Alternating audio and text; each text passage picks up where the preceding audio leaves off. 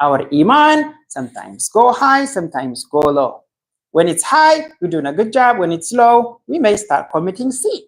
But this salat is a way of also preventing us to do sin, subhanAllah. So it helps us to recharge ourselves 5 times a day by connecting to Allah subhanahu wa ta'ala without any intermediary. It's our spiritual energy recharging through salah. Prayer is not for Allah's benefit. It's not. It doesn't increase Allah subhanahu wa ta'ala's level. It's only for us, subhanAllah. It keeps us grounded and focused, and it's spiritual attuned as well.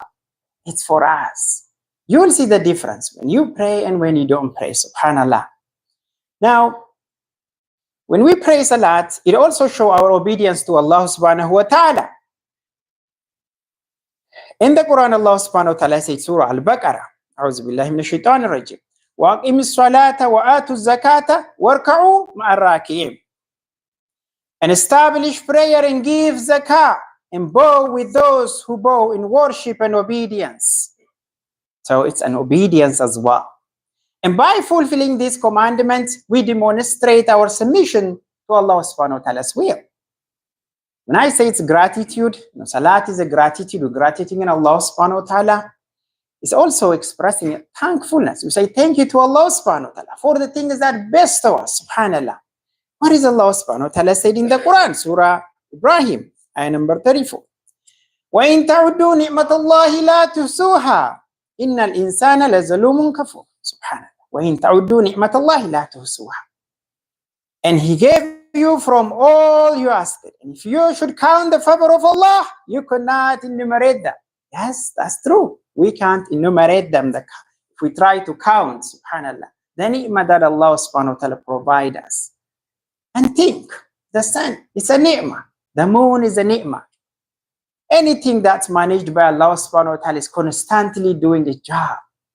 It's by Allah subhanahu wa ta'ala, the all-hearing, right? If the sun is not come up for one day, you know what's going to happen. It's very difficult. No one come and bring it. Allah subhanahu wa ta'ala make that constantly to come for us, subhanallah, to shine the whole world. Every breeze we take, every moment we live is a blessing of Allah subhanahu wa ta'ala. And prayer is a way to say thank you to Allah subhanahu wa ta'ala for the air we breathe, the life that we have. We don't have eyes, subhanallah, it's difficult, subhanallah. So it's a way of thanking Allah subhanahu wa ta'ala as well. It teaches also discipline, right? Is specific time on the prayer.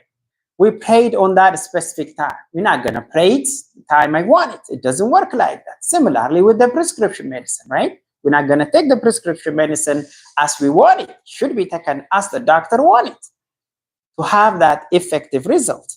So that salat will instill a discipline on us by requiring adherence to a specific time and also condition. We don't pray it, right?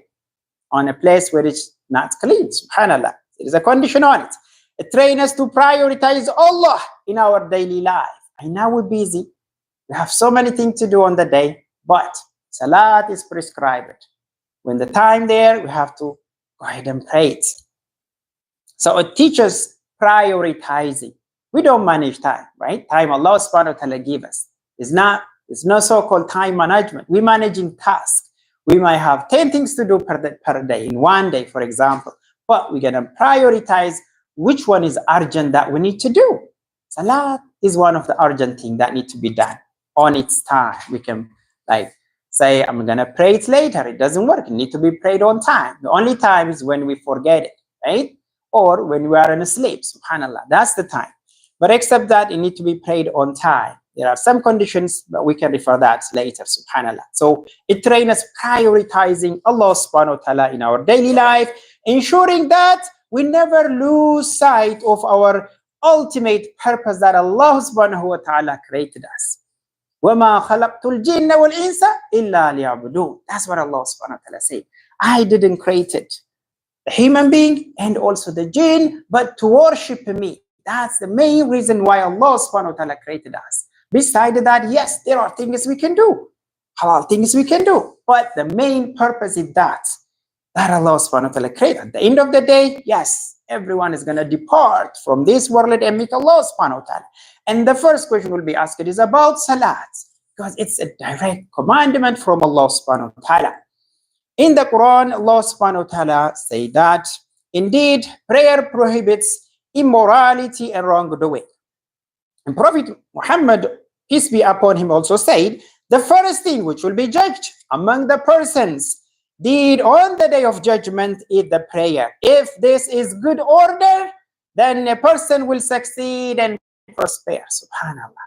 If the salat is correct, the person will succeed and prosper. Subhanallah. The rest question will come after that to determine his level, right? Now, when about this hadith, a person who pray like consistently, less likely to engage on harmful things or harmful action or committing sin. Less likely if they really committed praying his 5 daily prayer constant, because it's going to be a reminder of accountability from Allah subhanahu wa ta'ala. Now, there are prerequisites that we need to be fulfilled when we pray. Purity or tahara is one of the first things that we need to perform. If you don't have wudu, that need to be done. And also at certain time, we might need to do ghusl, which is a major purification. So those are the cleanness that need to be required. So like we can't pray it without making wudu. If there is no water, there is also, we can do tayammum. And there are certain conditions on it. And Allah subhanahu wa ta'ala said in the Quran, oh, you who have believed, when you rise to perform prayer, wash your face, your forearm to the elbow.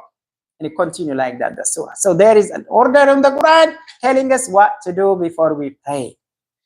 And just as we would not approach an important meeting, right? If we have an important meeting, we're not going to go with our pajama, right? Same thing, when we come to the salat, when we pray to the salat, we need to ensure we need to have a clean clothes, because we are meeting Allah subhanahu wa ta'ala, praying to Allah subhanahu wa ta'ala, communicating to Allah subhanahu wa ta'ala. Wearing modest clothing, clean attire that cover the aura, private part, is required. Another thing is facing to the Qibla is also required. Muslims face to the Kaaba, directly to the Kaaba while praying is also required. This is symbolizing our unity and direction in worship. It's unity, subhanallah. Find any religion that have this kind of unity. There is none, subhanAllah. You may count, thousands and hundreds of religion, but the only religion is religion of Islam, had this kind of unity. Every Muslim pray directly to the Kaaba, subhanallah, showing us our unity and strength, inshallah. This, like a compass guiding us toward the destination of the Qibla, align our heart and action toward Allah subhanahu wa ta'ala. We are aligning our heart to Allah subhanahu wa ta'ala, forgetting everything, whatever we did before, and then connecting to Allah subhanahu wa ta'ala.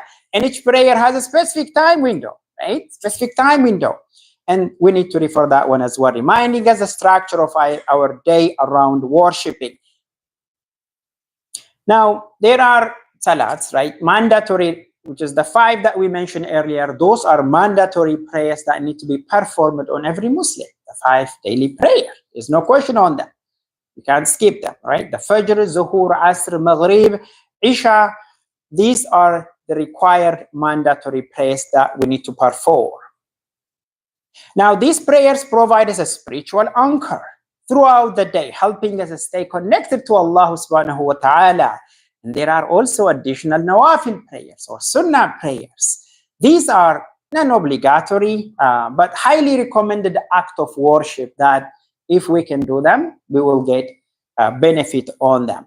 And there is a hadith, Rasulullah sallallahu alayhi wasallam said, whoever prays 12 rak'ah in the day and night, a house will be built for him in paradise.